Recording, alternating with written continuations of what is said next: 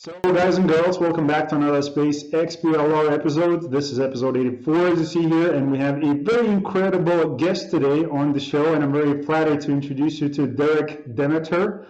And probably I should ask this man, is that the right name, right way to pronounce the surname? So hopefully I didn't butcher it. You did it so perfectly. Demeter. Yes. Here you go. So ever since Derek could remember, he has been looking to the stars. Derek began working at the Emil Buehler Planetarium. Buehler, yeah, it's a hard name. Yeah. Here you go. Buehler Planetarium and Seminole State College of Florida in 2003, while a physics and technical education student. So by 2007, Derek was offered the position of planetarium director and immediately began the process of writing and producing new shows, including a complete series of presentations that explore the astronomy and history of numerous cultures from around the world.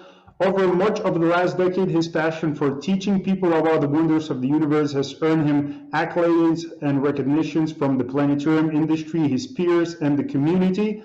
Derek enjoys promoting science beyond the planetarium with his work as an astrophotographer, which earned him pictures seen in NASA's Astronomy Picture of the Day website, which is viewed by millions of people around the world. Derek also enjoys giving talks to venues such as astronomy festivals, local libraries, serving as observing chair for the Central Florida Astronomical Society, and simply setting up a telescope at the local venues to give the public a truly out-of-the-world experience. And for more of that experience, you're going to find a couple links in the show notes, Facebook, Instagram, YouTube, and the website is going to be there. So make sure to get in contact with Derek personally and just go and check it out, these websites, for more content and information. So Derek, thank you again for joining me. I really, really appreciate it. Yeah, absolutely. I'm glad to be here today or tonight or whatever it is in the world. Yeah, by our backgrounds, it probably seems like it's tonight for everybody who's watching, you know, so... You never know. I like to keep it a secret. Here you go. So look, again, I'm a big fan of what you do. Again, as I told you before, prior to, thanks to Fritz. I don't know if he's watching or listening, but, for making this connection, which I really appreciate it. And again, I love the fact that you're, working in the planetarium as a director now. And, that's really important position. And when it comes to, communicating science to the people and educating them about the importance of space and exploration. So what would you say, and when it comes to your personal background, maybe you can tell us where you're coming from and how have you got the position, and just a little bit of your background and astrophotography, how did you get into that as well? Yeah, definitely. So I'll talk about the planetarium side of things first, and it kind of all intermingles anyways, so over time. But ever since I was a little kid, I've been fascinated with space. I grew up in Daytona Beach when I was really little, and we were only about 40 minutes away from, Kennedy Space Center. So my parents would take me over to the Indian River Lagoon, which is on the other side of where Merritt Island is, where the rockets actually go up. And we would actually set up and we would watch, at the time, space shuttle launches, and I had my little orbiter or space shuttle toy, and this is when I was like 3 or 4. I was just passionate about it. But what really kind of kicked it over the top for me was going to a planetarium in Orlando. At the time, this was the John Young Planetarium, which does no longer exist today, but at that time it was the closest planetarium to us. We moved to the Orlando area when I was about 5 years old. And when I was 6 years old, we watched a program at the planetarium about Mars. Now, this is my first time I was truly able to fathom the idea that this is just one planet. Our planet is just one planet, and there are other planets out there. And talking about these robotic missions at the time, they were talking about Viking. They were talking about Mariner and all these other robots that have explored other parts of our solar system. And it blew my mind as this little 6-year-old. It blew my mind to think, wow, there are things way out there besides Earth that we can explore. And I was that kid. I'm sure many of our viewers know what it's like. You're that kid that asks a million questions. And thankfully, I had parents who were not, be quiet. I don't want you to hear those.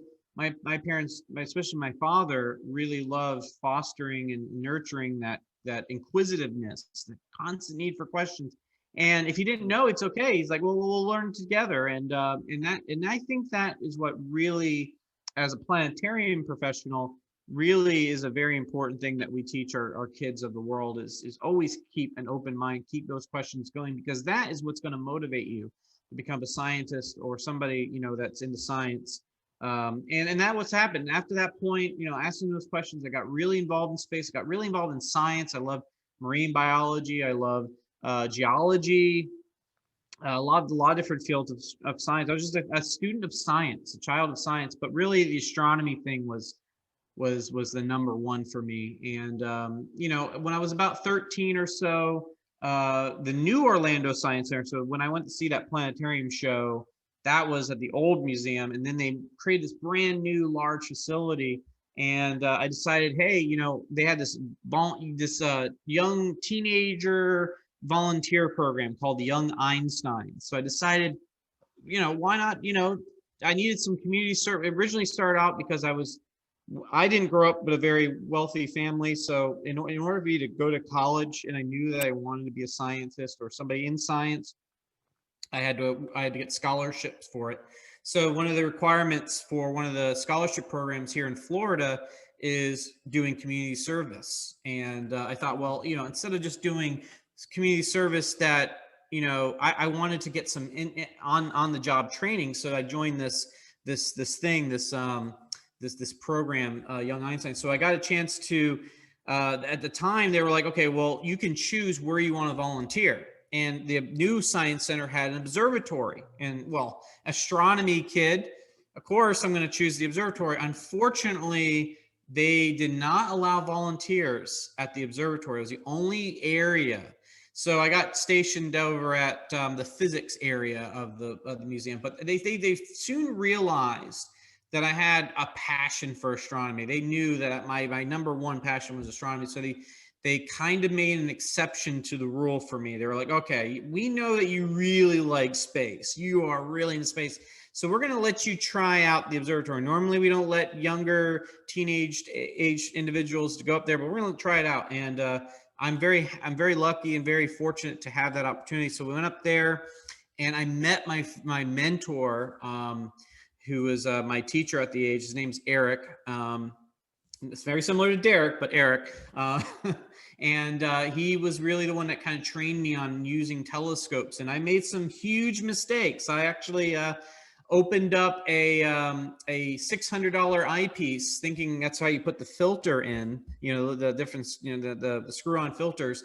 And I learned a lot of mistakes, but of course, through those mistakes, I've been able to really, tone my my skill set, if you will. And so long story short, I volunteered there for a couple of years. And when I was 16, I had the opportunity to get a job at the Science Center as a part-time employee. I worked mostly downstairs in the emissions and security area, but during the night for a few hours, I got to work at the observatory, which is really cool. So, and then once I graduated high school, I decided to go the route of community college. And for those that are watching and listen, that aren't familiar with community college, so normally you have a 4-year university, but I decided that I wanted to go to this first 2-year style college called a community college, and at the smaller class sizes. I was part of an honors program. They also gave you more scholarship money by attending that, so that was always a good thing, especially as a student, that depended on financial aid. And I loved it, and it was amazing. And I discovered that there were openings for student aides at the planetarium there. We had a planetarium. That's where I work now. The Seminole State College used to be Seminole Community College. Now we do offer 4-year degrees, but at the time it was Seminole Community College. And I got to work for a few hours a week at the planetarium. And over the course of years, I kept going with my school, and eventually, when I graduated, I moved over to University of Central Florida for my physics degree. And since then, I eventually the person who was running the planetarium left, and I just finished my degree, so I was able to kind of apply for the position, and I got that position. So And over time, my position was reclassified as a director position. So long story short, it kind of all worked out, but it took years and years and years and years of building up. People always say, oh, you're lucky you got to work in the planetarium. But, you know, I started volunteering when I was 13, getting those skills and spending a lot of time sacrificing my weekends. Instead of going hanging out with my friends, I would work at the science center. And so it was a lot of years of learning, of going to school. And so, you know, I was very fortunate to kind of know exactly where I wanted to be. And this is kind of where I am today. For the astrophotography side of things, it kind of came in because I've always had a passion for photography. When I was younger, I used to like bring my camera everywhere and taking pictures, but I attended a star party at a event in North Carolina. And this was at the very start of where people were hooking up DSLR cameras to telescopes. And so my friend was like, hey, do you want to, he was looking at the Orion Nebula, which is, I'm trying to, there we are, right? This one right here. The Orion Nebula, he was saying, hey, would you want to hook up your camera and take a quick shot? And I'm like, cool. And when I was able to capture that first image, it became I caught the virus of astrophotography, you know, and ever since it's been, you know, an obsession, an addiction. And that was back in like 2007. So it just shows you how long I've been in the hobby for astrophotography. But yeah, so that's kind of how it works. And thankfully I work in a planetarium that allows me to, you know, to use some of that skill set. To a lot of the photos I take, I actually use in my planetarium productions and stuff. So it's a nice little, you know, I take these photos to show people things, but I also get to use it as a teaching tool for kids, especially when you tell the kids that you took that picture, they go, whoa, you know, it creates that connection more than just, oh, that's just a picture from NASA. No, I took that picture. So it worked out really well. So that's kind of a long-winded story of how I got here. No, it's a really great story. So again, congratulations on all the success that you achieved personally, and you know, I mean, the impact that you're making, you know, by working in a planetarium and through astrophotography, like you have currently, you know, 200 plus posts, 206 posts actually on Instagram, which I'm sure, like, by looking at the engagement that you get on that, and that's the conversations that I have a lot with astrophotographers. I say, look, sometimes you don't feel the impact that you're making on some people, because I'm sure you got a few messages on Instagram or privately or by email by people saying like, oh my God, I never knew that was possible. You know, that you can do something like that with the telescope and the equipment that you can buy for $1,000, let's say. So it's really fascinating. I mean, that you chose this as a personal career, and still, you know, when it comes to the hobbies, you still do the astrophotography. So you're not too far from what's happening in your personal life and in career. So that's really cool. So what would you say is like your personal favorite thing as far as working in a planetarium? And maybe you have some kind of interesting or great stories to share from that as well.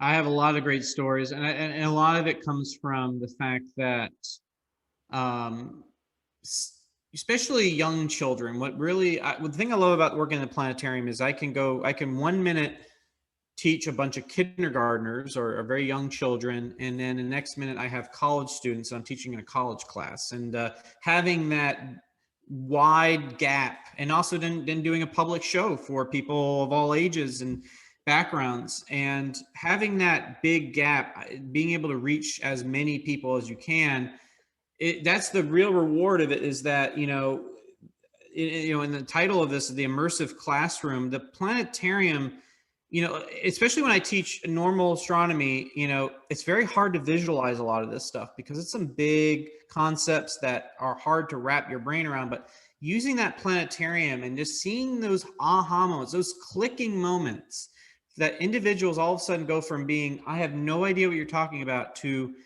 oh my gosh, this is what that means. And it just completely opens up their this world to them.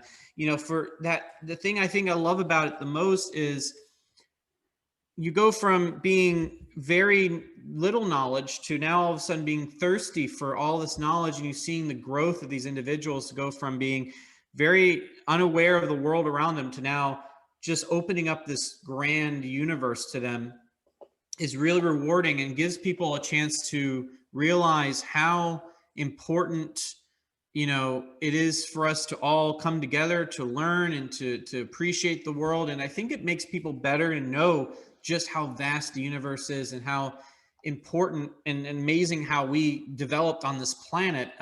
In, you know, somewhat what we said right before we started recording, that, you know, this world is amazing. And I think being being able to express astronomy to others gives people to realize the importance of being down here on Earth. And the other thing I love to do as well is I've created a whole group of cultural ethnoastronomy programs that range from all different kinds of cultures from around the world.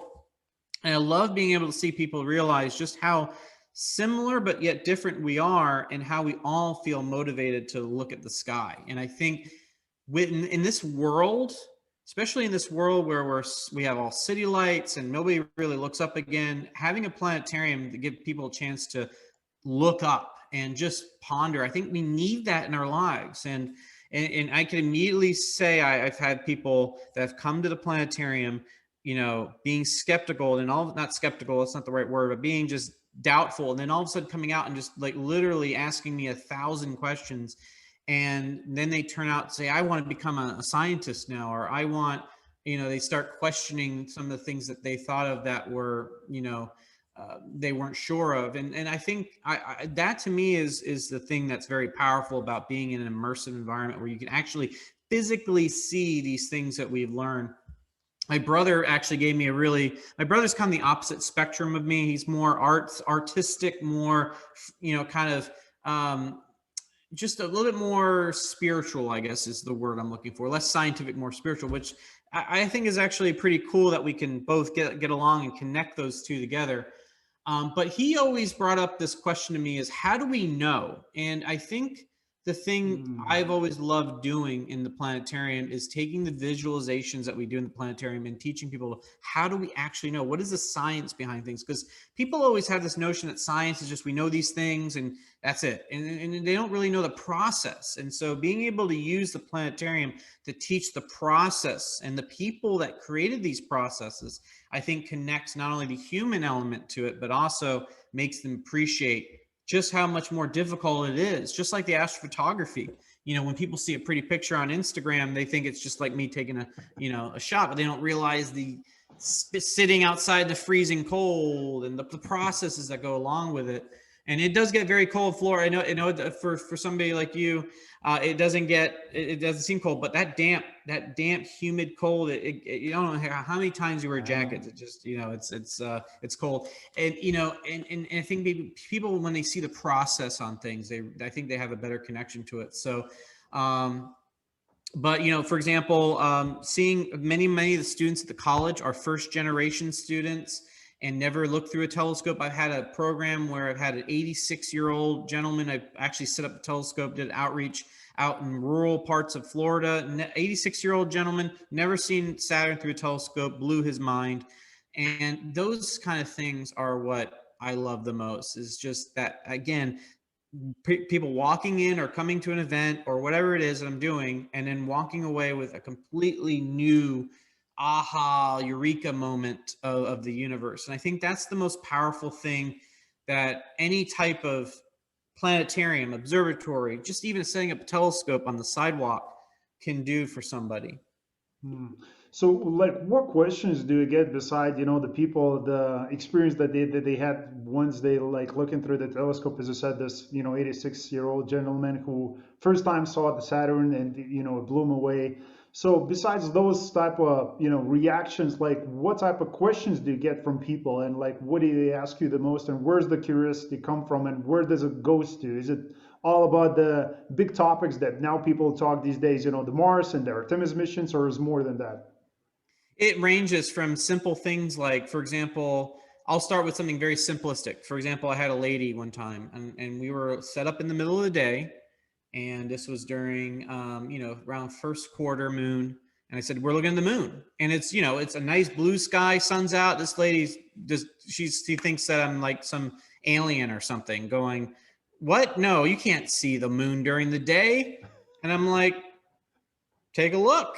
And even just look up with your eyes, and just that alone, just asking questions like, how do, you know, simple things like, how are we able to see the moon during the day? and telling them and saying, okay, well, I'm going to pretend to be the Earth, you're the moon, and there's the sun, and we work together on building that motion. So you get questions as simple as, to you and I, that might be a simple question, but actually that's a very complex question to somebody who doesn't have that knowledge. And then she immediately realizes that, wow, the moon is up during the day because it goes around the Earth, and all that stuff that we've learned. But that fact that she came to me, saw the moon through the telescope and looked up, she never thought about looking up and seeing the moon in the sky. But having that conduit between that, hope unlock that. Well, how do we know why is the moon up during the day instead of, why did I learn that the moon's only at night? Those kind of things. Questions like, one of my favorite questions I get is, I had a friend of mine. He's a fossil hunting friend. So again, completely different world. I go fossil hunting with him, and I decided, hey, come out to one of my outreaches. We went fossil hunting during the day, and then I had an outreach at a library out kind of in the in a kind of more rural area, because I like to go out to these parts that don't have those availabilities. I don't have a planetarium nearby, but I like to go out there and plant that seed of knowledge, that interest, right? Well, afterwards, we were talking about exoplanets and how there could be planets out there that could have life forms. And he was like, wait a minute. So you're telling me that there could be planets to have fossils just like here on Earth? I'm like, yeah. And it just connecting his passion to something in astronomy has then made him see a whole new world. So that's another thing I love too. I love questions where I can engage somebody who might not be always interested in astronomy, but connect it to some other passion, So I like questions like that. But, a lot of questions I get, especially being that we're close to the space coast, is, what has NASA done lately? What happened to the space shuttle program? And it's surprising how many people, even here in Florida, an hour away, I live near Orlando, so I'm about an hour away from Kennedy Space Center, how many people think that there's nothing going out there right now? And I said that there's more stuff going out now, happening now there, than there was in the entire space program. And then they asked me what's going on, and I give them a chance to talk about the Space Launch System, talk about SpaceX and their work, ULA, all these things that are going on out there. And they are extremely, extremely excited about it. And they start asking more questions like, what's the next mission? What's Artemis? When are we going to go to Mars? And it just all of a sudden now they start out with, I thought there was nothing going on at Kennedy Space Center, to, oh my gosh, what are they doing? What are they going? What is it? And then all of a sudden, I got to check that out. I got to go. And just that rush of excitement, so being that person, thing that spoke to me was being that person who can get people excited to that conduit between, not knowing much, and then all of a sudden that one little spark of inquiry just explodes. I also like questions like, how do we know that there could be life on other worlds? Why are we looking for life? What is life? I get a lot of those questions. I enjoy those questions because, the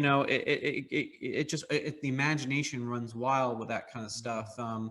It's funny because every time I do a field trip with third graders or fourth graders, their questions are always, unfortunately, fatalistic. Like, what happens when the sun explodes? Or what happens if Earth gets sucked in by a black hole? And you got to tell them, well, that's not how it works in physics. But yeah, things like that. And it's just funny how the kids always immediately go to, like, if the world is destroyed and whatever. And then you can tell the teachers are like, oh, it's just the influence of movies and games probably for these, yeah, for the young kids. Yeah.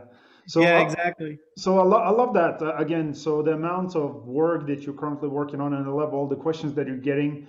It's really beautiful. I mean, the amount of work that you're producing. So, like, what would you say for the young people who are trying or looking to pursue maybe career same as you in a science field?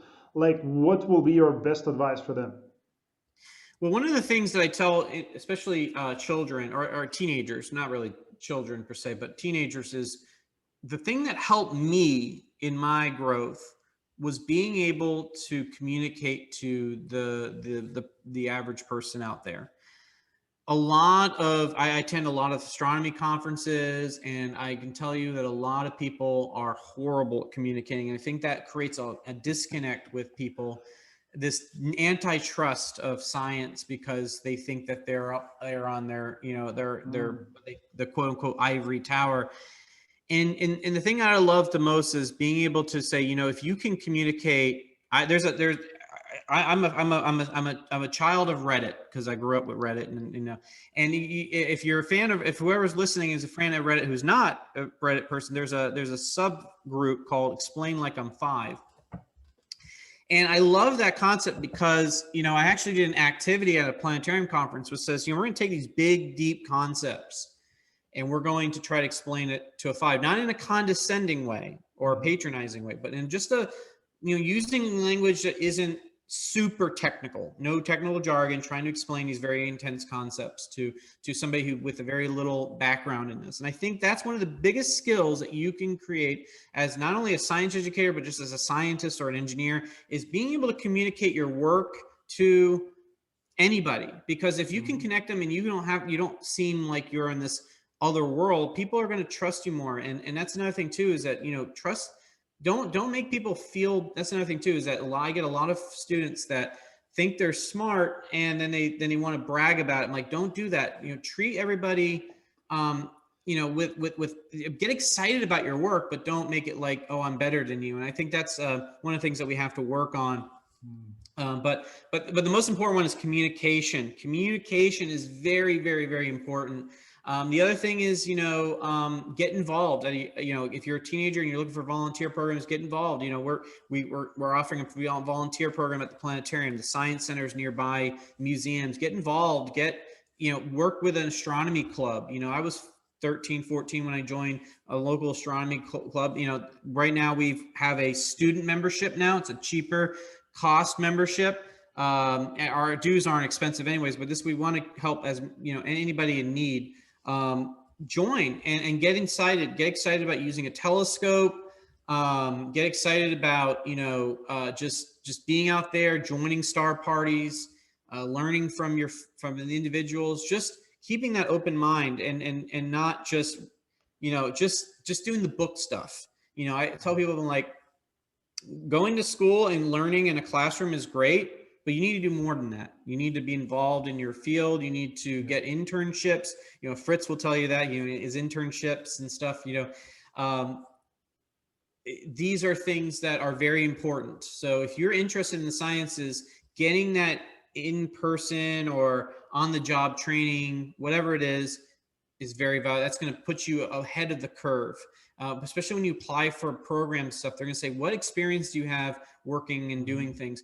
Because I have a lot of friends of mine who all they did was did school. They didn't do any on-job training, they didn't do anything like that, and they didn't really get jobs. They got very little jobs, or they didn't get the job they wanted. And so you have to be persistent. You have to want to do this. You have to want to go above and beyond and help and be out there and show them what you got. So I think that is the most important thing. If you're an engineer, you know, you need to look at doing, even if it's a free internship, just getting that on the job training is important. Science, same way. You know, you want to work, if you're going to be a researcher, you know, working with your professors at your university on projects, getting your name published, even if it was just, you know, a minor role, you know, getting your name published is just again, being out there is extremely important. Got it. So that's a really great information that you shared with us. So I really appreciate it. That's so true about being, first of all, humble. As you said, you know, some people are just being too cocky because they know some stuff. I think it doesn't matter how much do you know. I'm pretty sure the biggest minds in our history, they've been humble enough to still say, I don't know what I don't know, because there's always going to be something that you don't know about. And once you're going to start saying, okay, I know about this, and you're certain, you know, your certainty up here, like I know, that's where you're going to start learning and, you know, innovating, and, you know, your creativity is going to drop. So if you keep the open-minded going, that's where the creativity juices come from. That's where the new ideas come from. And that's where people like you the most, as you said also, you know, so that's very important. So yeah, I love the fact, you know, that, you know, there's a lot of students pursuing that, and especially now myself, I see a lot of young people getting involved in the science community, again, astrophotography or astronomy. And I think more and more people will join the science community, because if we're talking about exoplanets or going to Mars, We need so much more people. I mean, we need many people. We need hundreds of thousands, probably millions of people that can work on problems and find the solutions in a creative way. And there's a lot of those great professionals who are spending the time right now, maybe on the Wall Street, earning a six-figure income. And of course, they are doing well for themselves. But what about the community? What about the worldwide impact? Because those people probably potentially can do so much more, working in the science field, at least some of them. So, I mean, you talked about exoplanets. So again, I love the fact that you have the passion about the fossils as well. Because personally, like, just the idea of that is very interesting. And again, I've never been in a museum personally myself before when you actually can see, because I know like in the United States, you have a lot of great museums where you can actually see the fossils of dinosaurs and really like really interesting stuff. So can you talk about that? Why is that important? How uncover this personal passion, and where maybe you can share a few stories that kind of been you uncovered something. Maybe it's Oh, something special, and of course future projects that you're looking forward to as well. I think the thing I love about fossil hunting is, as I said, I'm also a geology. I have a passion in geology. I love Mhm. learning about the history of our planet. And, when like here in Florida, most of our history in Florida has been underwater. Essentially, so the oldest rocks that you see on the surface of Florida are about 40 million years old, that are mostly shells, and ancient seabed.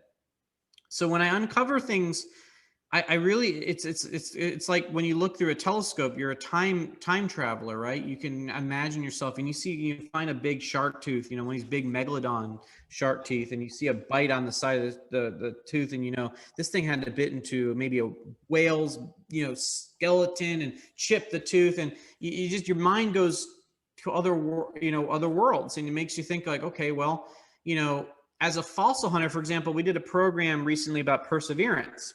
And I also have uncovered.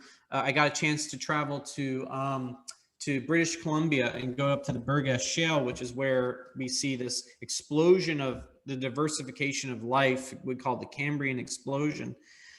And seeing all these tiny organisms are slowly evolving and adapting, and in fact, that it's this ancient seabed that's 10,000 feet, or I'm trying to convert that in meters right now, but was that like close to 4,000 meters or so, something like that. Maybe a little too, maybe that's okay. Well, anyways, pretty high up. And this is an ancient sea that's been lifted up, and all of a sudden you can uncover these ancient life forms. It's really, really, really cool. And I think about perseverance going and looking at maybe a limestone shale or some type of thing, and all of a sudden pulling that out and seeing trace fossils, or for example, I have a couple of stromatolites that I talk about, and saying this is the byproduct of bacteria, right?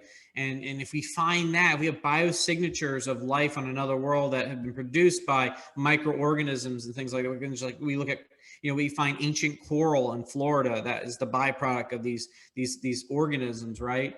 The exoskeletons, if you will. I mean, if we can find stuff like that on another world, that's truly amazing. So to me, and I also do scuba diving for these fossils too. So I scuba dive. So imagine, number one, scuba diving for me is the closest thing I feel like I'll ever get to being an astronaut. So now I'm immersing myself into this unknown world, uncovering this ancient life, and it makes me think about, geez, astronauts that are going to go to Mars down the road are going to be like this. They're going to be in this unknown world, and a lot of times when I'm scuba diving, visibility is like this. I can't see my hand. So there might be places that astronauts may go where they can't see really well, and they need lights and things, but they're going to uncover something truly out of this world, truly amazing. And I think for me, the fossil hunting has kind of given me a feeling of what it's like to be an analog astronaut looking for signs of life on other worlds. So I think that that's why I love it too. Is it just like an explorer on another planet or an exoplanet is down the road, we eventually send a probe to an exoplanet, or we even send humans to an exoplanet. We're going to do those same things that fossil hunters are doing here on Earth, the same principles, looking for traces of biosignatures, looking for fossil remains, things like that. And I think, that to me is really, really cool to be able to connect those two together. And something like if you show a kid a big giant shark tooth and you think, could you imagine in Europa there could be prehistoric creatures that are underneath the ocean? And probably not, but there could be Who knows? something, and it'd be cool, right? And now you can connect this thing that people can imagine here on Earth to something that's on another planet. Got you. So talking about those findings, the fossils, like what would you say is like top three items that you found so far? Oh, geez. That's like that's it's I like know, asking like who's your favorite child, favorite. right? It's a tough question. One of them is I have a dinosaur track print from from Dilophosaurus, the same Wow. animal that if you've watched Jurassic Park, it's the one with the frill that shot that stuff out, which actually didn't technically they didn't have that, but that's the dinosaur, and I have an imprint of that. So like I have this, I got a chance to take this thing out, and it's ancient mud that the dinosaur would have put his his foot in, and you can see the claw mark and everything. It's just really cool. So that is one of them because of just I love dinosaurs, and having something like that from the age of the dinosaurs is really cool. Um, finding prehistoric animals, like I have a dire wolf jaw from Florida, so ancient giant wolves that lived in Florida. Just that's kind of cool, about 10,000 to a million years old or so. But I'm trying to think. I mean, there's so many. And definitely the megalodon teeth are really cool too. But I have a piece of stone that has little tiny corals in it that I found on a highway driving in Missouri. And the thing I love about that piece is not because it's super astounding. It's just the fact that thousands of people drive by this highway every day. And here I stop on it and I uncover something that's 300 million years old of ancient corals that were once, this area that they were driving through used to be an ancient coral reef of completely, everything is extinct on that slab. Everything is extinct. Those animals no longer live.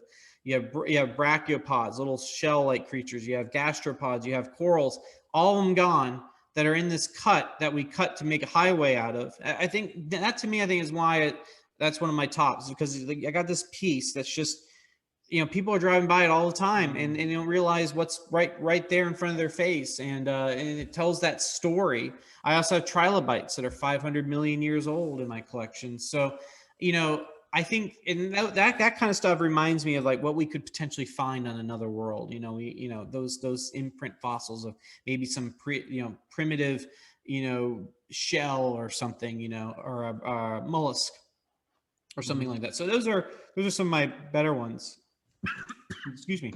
That's no worries. Okay, got it, son. Okay, you can actually see these photos that I'm looking at, the footprint of the dinosaur that you mentioned over 150 million years ago. Again, that's on Instagram, so that link is going to be there for you guys and girls to check it out. Again, a lot of fossil content you're going to find there on Instagram because again, Derek has a big passion for that, which is really cool because again, as I mentioned, you can be potentially uncovering all those similar pieces in different, planets. As I mentioned, Europa could be something even alive currently. Again, Perseverance doing a little bit of a dig in right now as well, and maybe we'll be uncovering and making some groundbreaking through research again for us and for the next step on Mars. So, like, it's very interesting. Like, I never, seen anything like that personally myself, unless it's an encyclopedia or something. But I mean, just imagining the fact of you holding an item that is 300 million years old, it seems pretty incredible, So it's a very cool hobby. So what do you think personally? Again, just personal opinion, because I have multiple guests on the podcast, and when I ask them the question, and I think the way you're gonna answer it, I'm pretty sure I know kind of the answer. But what would you say when it comes to those life forms on different planets? And do you think another thing that we're being visited by somebody as well at the same time too? Like, do you have an open mind to that? By giving you maybe, I don't want to set you up for the answer, but I not long ago I seen a documentary where government officials, which of course they're not publishing any books, selling any books, because a lot of people who tell the UFO stories, abduction stories, there are a lot of people who are just completely nutcases, right? And they're trying to make the sales of the books and things like that, trying to sell the story. But those guys, they're just there publicly talking about it, making claims that they're seeing it. Like hundreds of people have seen it, and there's a lot of documentaries. So you being a person who actually works in a planetarium, you have you do the observations as well, also astrophotography, and digging here on the planet and searching for those life forms and answers. Maybe what will be a personal thought about that? Well, first off, I mean, when I was a little kid, I had a ceramic baby alien thing in a jar in my bed, next to my bed. So that gives you an idea of the kind of person I was. But I am one of those people that would love to see aliens come to Earth.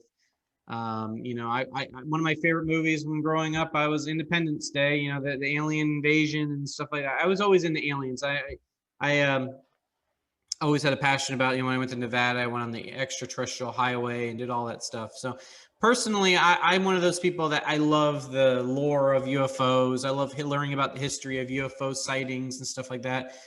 Whether they happen is another story. I don't necessarily think that we've been visited by alien life. I think a lot of those stories are either of hallucinations. I have a friend of mine who actually has sleep paralysis. He actually experienced that. So I've asked him over years, and he says he's woken up and he's seen big-headed individuals staring into his face and things that you would immediately think of aliens or creatures. He said he saw shadow people, and it's amazing what the human brain can create.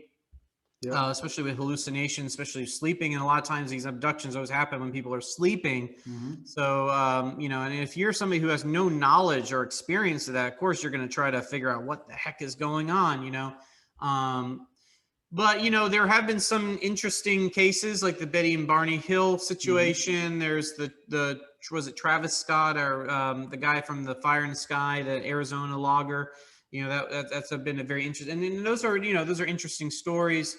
But I always tell people, I'm like, if you're going to get abducted by aliens, you need to snatch something from the spacecraft, put it in your pocket or something, so we can actually tangibly to look at it and go, okay, this is clearly not made of Earth, or in this day and age, I mean, we have smartphones. I mean, take some, like, why aren't we having, in this day and age with people are able to get shots of all this incredible stuff, but we can't get a really good picture of a UFO. I mean, come on, there's got to be somebody with the ability to do that. So I don't know, but we're not. I don't. It's very.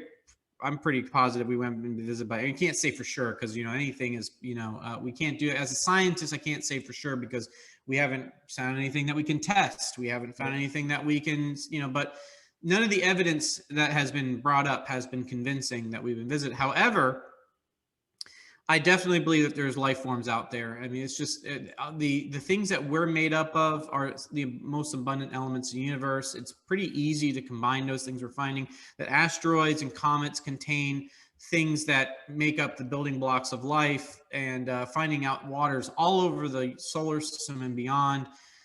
I think it's going to be very, very common to find some form of life. Now, the question we want to ask ourselves is, how prevalent is advanced life?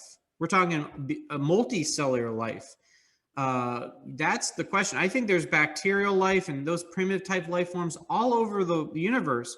But what is the thing that can, and as I said, being a student of ancient life, being a student of geology, knowing the history of our planet, we live on a planet that had the right environment, the right protection against the solar radiation, the right ability for the moon to form and stabilize our planet, the right type of climates. All these things factored in to develop the necessary ingredients to form advanced life. Do those planets out there have those similar features?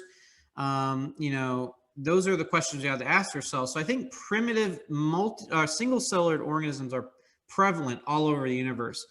Whether we have advanced life and even more advanced life like humans, where our ability to create technologies to communicate, and that's another story too. Plus, are we I always think about, are we the first true sentient life forms? I mean, what if think about, here's a thought process. So imagine if you're an alien and you live in, I don't know, a galaxy that's 65 million light years away, and you stare at the Earth, you're going to still see dinosaurs.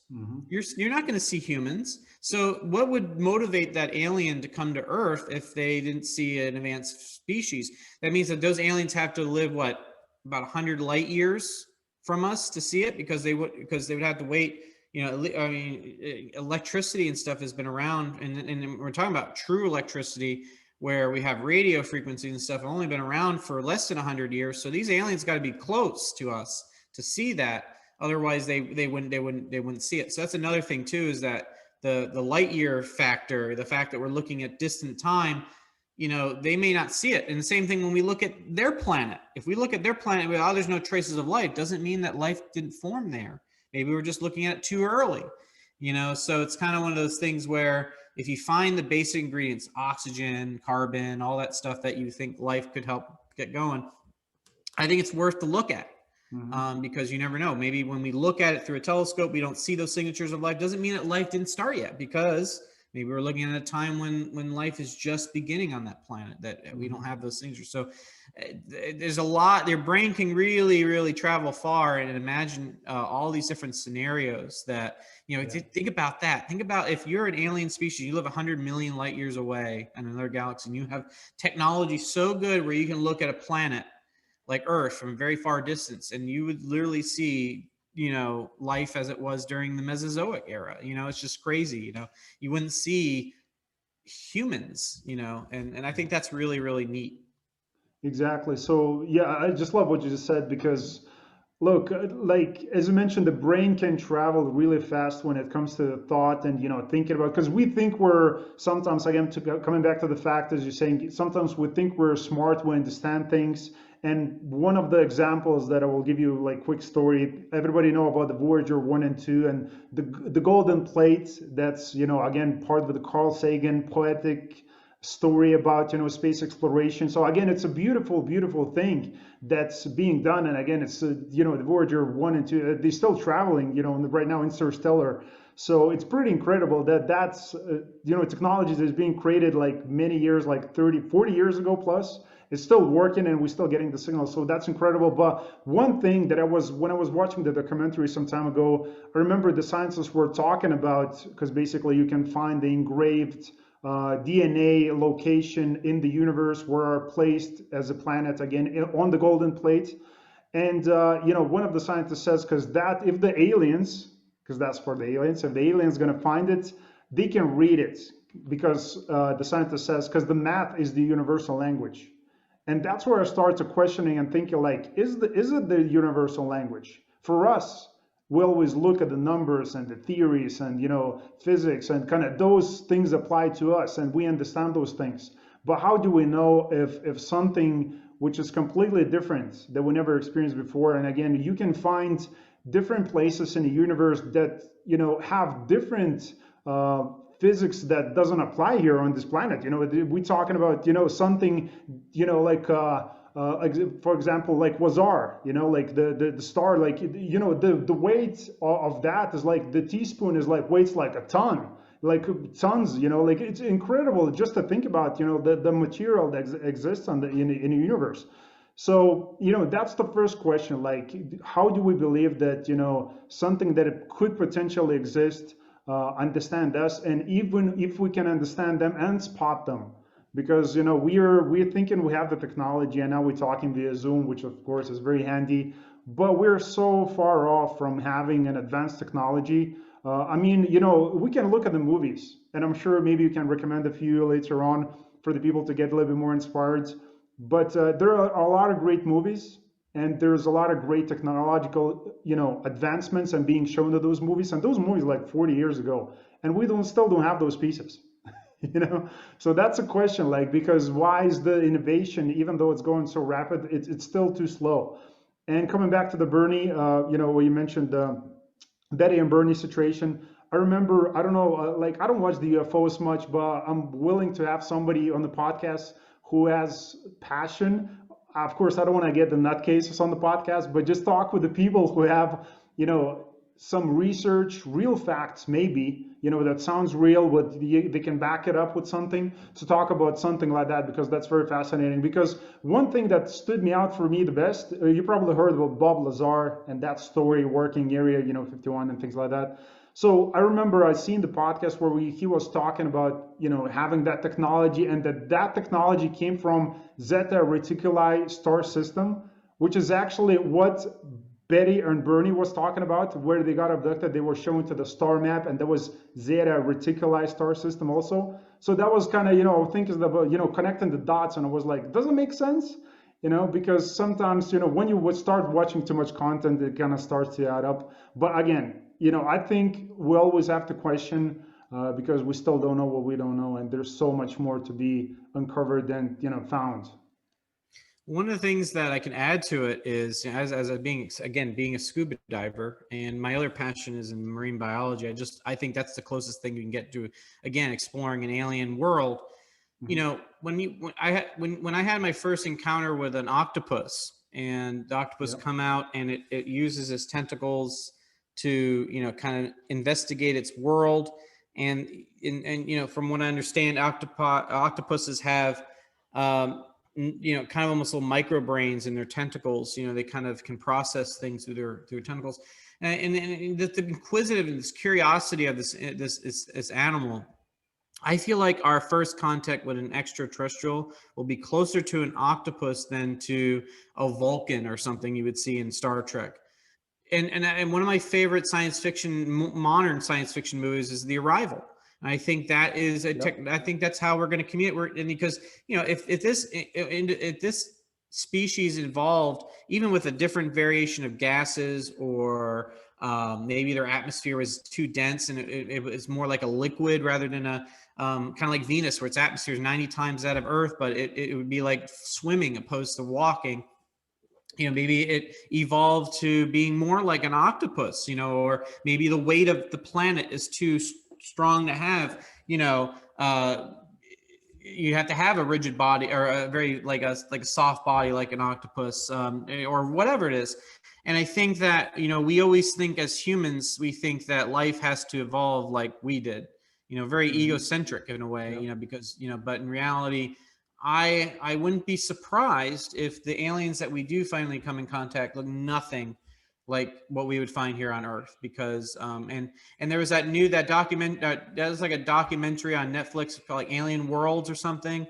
That was fantastic. They talked about taking the conditions of that planet and imagining what life could form from those conditions. Because even 5% oxygen, 2% gravity is going to change everything when it comes to that life form. One of the things here's another food for thought. Let's say we do find an exoplanet that we want to live on, because eventually we got to leave Earth, right? We got to leave the cradle.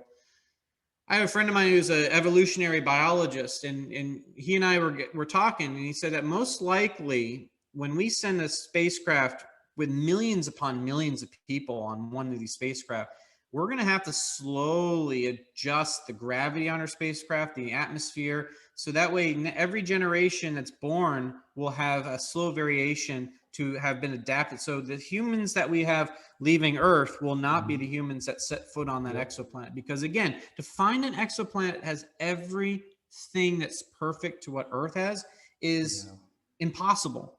It's going to have a little bit more gravity. It's going to have a little bit different oxygen. Nitrogen might have some other gases that, are in the atmosphere. But is it enough to where if we slowly evolve humanity to deal with those conditions? I think that's going to be the future. And I think it's going to be really, I love that idea that you leave planet Earth, you come to another planet with a totally different humanity. And I think it's a really cool thought process. So again, even if aliens left their planet and they came to Earth, would they have had to evolve? Would they had to change their ways? Would they have to build exoskeletons and suits, kind of like in Independence Day, where they have to wear these big exoskeletons just to survive on the surface of the planet? These are things that I love to see. And so when you see these things of aliens with big eyes walking around, breathing our air and stuff, I'm like, I can't believe that, because these aliens wouldn't have adapted exactly to the things here on Earth. It just isn't possible. You don't see, it's not going to like what's going to be like on Star Trek, where you can just go to every planet and all has the same type of gravity and all the, it's not. It's So, not a movie, you yeah. know, that's what I loved about like the Arrival, is that they had to be in these like containment areas. Yeah. They had to pump the gas and change the, it's just all these things had to be factored in just to deal with. Even the movie Avatar, not the Last Airbender, but James Cameron Avatar, you know, humans had to wear those respirators because just a little bit more oxygen in the atmosphere was too toxic for humans. I think that's going to be the reality of it. And I think that that's something that people need to, you know, I'm saying, you know, if you really think aliens have visited us, they're not going to be able to just willy-nilly walk around our planet like, you know, like they're going to have some type of containment or whatever the case may be. So I think those are those things where, you know, I'll buy it more if I see that kind of stuff coming in. Exactly. No, I love the fact that you use the example of octopus. And again, we have very intelligent like creatures here on the planet. And again, just the fact that you cannot do in some countries, you cannot do anesthesia, you cannot do an operation without doing an anesthesia first on an octopus because they're so intelligent.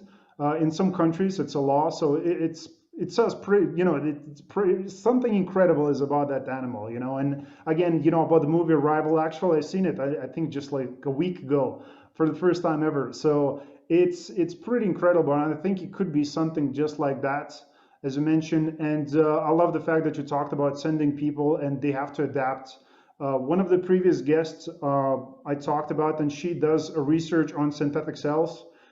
So basically trying to recreate the human life, which again is not being done now, but there's about 100 different organizations who are working towards that, finding how to create those synthetic cells and then probing, sending those cells with the probes and kind of seeding the planets basically, so we can go and find, you know, human-like or just like human, you know, creatures or humans, you know, on those planets. So I think, you know, talking with these people just like yourself and understanding this is not like Star Trek, this is like happening right now.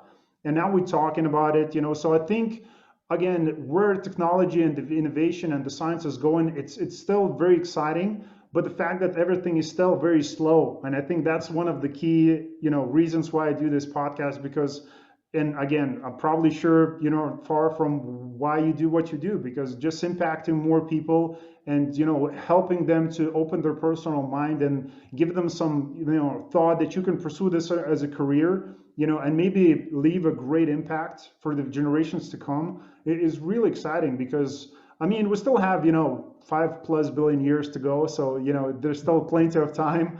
But, you know, we just need to make it faster. So what do you personally believe about Mars? I mean, is this a good scenario? Do you think, is this something that we can potentially, you know, even though looking at the harsh conditions, the, you know, radioactive environment, you know, zero oxygen, living in probably lava tubes or in the craters, do you think it's still a good scenario for us to look at, or we should take care of the planet? Like, what's your personal thought?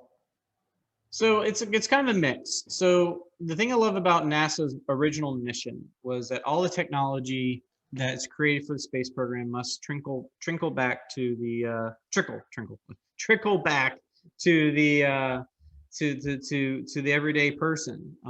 You know, for example, microcomputers, powered tools, all these smoke detectors, all these Wi-Fi, Bluetooth, all these things have been designed by either military or NASA. And but NASA's main goal is, you know, to explore, but also help humanity here on Earth. And the technologies that we're going to bring to Mars, people always ask me all the time, well, why do we need to go to Mars? We should be fixing climate change. We should be doing things here on Earth. And I say, well, the thing is, though, is that humans need to explore, for one. I mean, we've always been that way.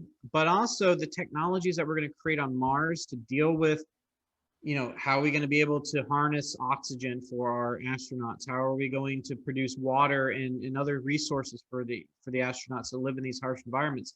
Can those technologies be retrofitted to use here on Earth? We'll find new alternative energy resources we never thought about that we could use as alternative sustainable energies that could help life on Earth. So I like to think that going to Mars is going to help life on Earth.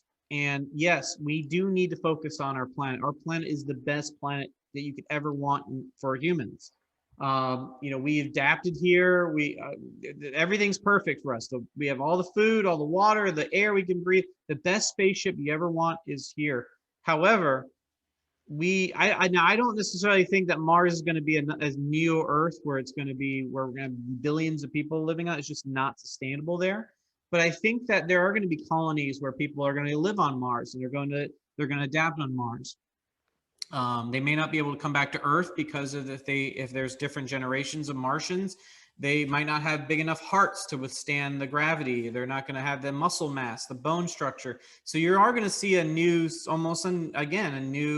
variant of human that forms on another planet. But I think that for at least our lifetime and our children's lifetime, grandchildren, probably for the next several hundreds of years, it's going to be mostly just exploring and bringing back technologies that, in essence, most people are going to live on Earth, and hopefully our lives are going to be better on Earth because of that result of doing deep space exploration.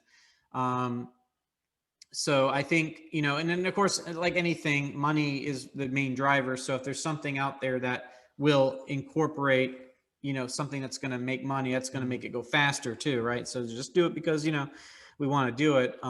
You know, so I think that's one of the big drivers of going back into space is by building new technologies that will better life here on Earth. So it actually works out. And when you tell people that, they're a lot more relaxed on the idea of going to Mars. Now they know that technology is going to help here on Earth. It's actually making it, you know, when you tell them like that phone that you're talking to me on was the microprocessors were built by the Apollo programs. Yeah. Then they all of a sudden go, okay, well, there's a reason for this. And, but I think that needs to be very important. And actually that's a program I'm actually working on. Before the pandemic started, I was actually working on a program of, you know, everyday stuff that, you know, thanks to the space program essentially. Mm-hmm. And I think people need to be reminded that a lot of the technologies that we use come from that desire to explore space. So, you know, unfortunately, there's not a lot of communication on that these days. I think we need to go back and really kind of emphasize that, because especially now with the economy being the way it is and people are more concerned about spending money, they're going to be more curious about where their money's going. And if we can educate people, let them know, no, this is going to help you. Mm-hmm. I think they're going to be a lot more supportive of the space program. That's a very great point. Exactly. So just the amount of technology advancement that we get from space exploration, as mentioned, the cell phones, you know, another big piece is CAT scan, you know, like all of those pieces came through, and there's so much more. I mean, if you're going to go to JPL website, I don't know exactly the link, you're going to find the list of the items that being, you know, discovered. So again, you know, space medicine, another big field. So just imagine, you know, again, because currently on ISS, I'm pretty sure they're doing some research, you know, related to space medicine and, you know, how we sustain our bodies in a zero-G environments, because that's going to be a big issue, as I mentioned, once we're going to be starting to occupying Mars. So, you know, there's a lot of benefits come through that, you know, as well. So, but what do you think, you know, psychologically, because that's why I love the fact that there's more and more people opening to opportunities or possibilities, or just getting their eyes like, oh my God, look, there's a t-shirt with NASA sign on, you know, because I know NASA do a great job. Again, I spoke with some of the people who work currently at NASA, and I wasn't aware of that, but they told me up front, it was like, look, this is marketing, and that's being done intentionally. The last president that you had, he said, look, it has to be done with attention. We need public's attention. Because, you know, it's back to the space shuttle story. It got defunded because, you know, public didn't pay enough attention anymore. So, and that's how that's how we continue to feed the projects, by public paying attention to these projects. And again, with Artemis and colonizing Mars, those scenarios, we need public on the same page, right? So, and I love the fact that people are joining more to that, because it will advance us a little bit faster in the future, you know, with everything that's happening when it comes to, you know, those colonizing Mars or you know, or moon scenarios. So, but, you know, what do you personally think about what opportunities would be available for people in the future when it comes to science field? I kind of asked you that before, it's similar, but where people can start, like is this only kind of science community? Can you do research, or like what do you think mostly, as a science communicator yourself, what do we need in a science community? Like where do we stuck, and what type of people, what type of solutions do we need currently in these times? Well, definitely we need people to, I think the most, one of the more important things is why I wanted to create that show in the planetarium is people really need to be reminded that the space program is helping them here on Earth. I think it's important that, you invest this money in the space program, you're going to get back tenfold, hundredfold, thousandfold in technology. And I think right now in this day and age, especially with the pandemic, people are going to be fatigued by that for a while. They're going to be like, okay, well, we got to worry about these issues getting more people getting vaccinated. We're going to need to get people health treatments for COVID if they get it still. Mhm. These are things that people are going to, I think, focus on for a while. We have social issues that we have to deal with on this planet as well. So people are still stuck with this idea that, why are we spending so much money on space when in reality we got a lot of other bigger fish to fry here on Earth. So much money. Exactly. But again, I think the most important thing, because I also talk about light pollution abatement. I'm a big advocate about talking about the importance of, so I'm going to switch it for a second and use this as an example. Sure. That when I teach light pollution, the first thing I never talk about is saving the sky, because it's going to happen if you do it. So there's no reason to kind of emphasize that. What is more important is how is it going to affect somebody's security, their economy, how much money they're going to save, how much easier it is for them to not feel unsafe, all these things. And in the end of the day, the space program needs to do the same thing. We need to stop looking at this super idealistic approach that, well, we got to go explore new worlds. So we need to be like, no, this stuff is going to change how we deal with energy issues, how we're going to help with medicine, how we're going to deal with social justice and have more people connected to the space program and giving opportunities for people. These are things that people want to hear. They don't, they know that we want to go to Mars. That's cool. It's like the light pollution thing. We know we want to save the sky, but that's obvious. But so I think the energy that I want to focus on personally is I want to give people a chance to know that the space program is for them. It's going to help them in the long run. It's going to make their life better. It's already made their life better because of all the technologies we developed because of the space program. And I think once you align people with that and they know that their money is going to a reason, which by the way, people don't realize that they always complain about. Let's give another example. Some of these programs like Perseverance are saying, oh, we spent all this money on Perseverance. I'm like, yeah, but if you break it down per taxpayer dollar, it's equivalent to buying a cappuccino at Starbucks. And it's like, well, you're willing to go and get a couple of those a week. You're probably willing to spend a little money to go and explore life on other worlds and build technologies that will help you in your life. So I think these are things that we have to communicate. Yeah. But I'm loving, I have a shirt that has NASA stuff all over it. I'm loving all the NASA branded shoes and all that stuff. For me, it's really great because I can wear all that stuff at the planetarium and, really get excited at all the Lego kits that are being built and all that. And there's definitely a huge popular interest in NASA. And, I'm not going to lie. I was a little bummed when I went to Europe a couple of years ago. I went to Germany. I went to the supernova facility in near Munich, and they had the ESO, and they didn't have a lot. And then I went to in Toulouse, the space city there. Very little like marketing stuff. I wanted to get an ESA shirt and I couldn't find hardly anything with ESA on it. I wanted to support the ESA, right? And there was hardly any marketing material. And so it's like, these guys, the ESA needs to get their, get going with this stuff, because that's the one thing NASA does really well at is branding. And I think other space age JAXA needs to do similar. People, when I mention ESA to people, I'm like, yeah, they're launching the James Webb, they're launching it on an Ariane 5 or whatever. And they're like, what is that? So ESA, what's ESA? So again, I think other space agencies, because again, going to Mars is not going to be just a NASA thing. It's going to be an ESA thing. It's going to be JAXA. It's going to be Korean Space Agency. It's going to be all these agencies, and we all need to start kind of teaching people that we all exist, in order to brand it, because everybody. But the downside of that and this is I'm going to say the downside of all that branding that NASA does is that everybody blames NASA for anything space related, like the Pluto debacle, right? The whole Pluto not being a planet. See T-shirt says "Thanks NASA for ruining my childhood." I'm like, NASA had nothing to do with it. That was the International Space or International Astronomical Union that was the one that made a committee and changed the classification of Pluto. So that's the one drawback of being popular like NASA's. Everybody immediately thinks NASA has everything to do with space, even if it's not involved at all. And so, you get your goods, but I think the positives outweigh the negatives. But I think that's one of the most important things is telling people how much the space program is going to help them here on Earth. For sure, for sure. Look, it's like I do agree with the marketing and NASA being one of the frontiers in the industry, and with all that attention, just like probably the worst, way to compare it, but to the Kardashians, with all the attention that they're getting, you're gonna get a lot of hate and the blame and whatever you do, even though you're making millions of dollars and probably having, more than a few employees that you're supporting again, probably even, during these times.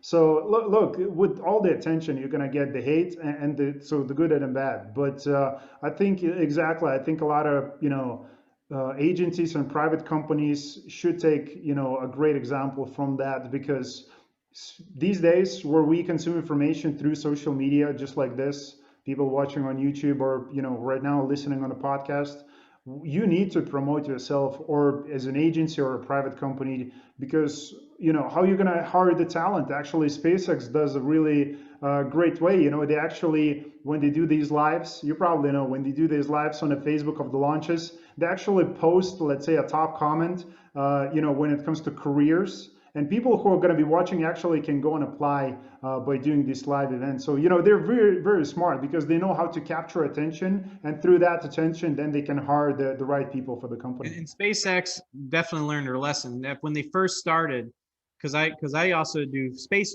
launch photography. I go out and get credentialed and go out there. SpaceX in the very beginning was anti-marketing, like, we don't want you out here for the launches, and they learned very hard.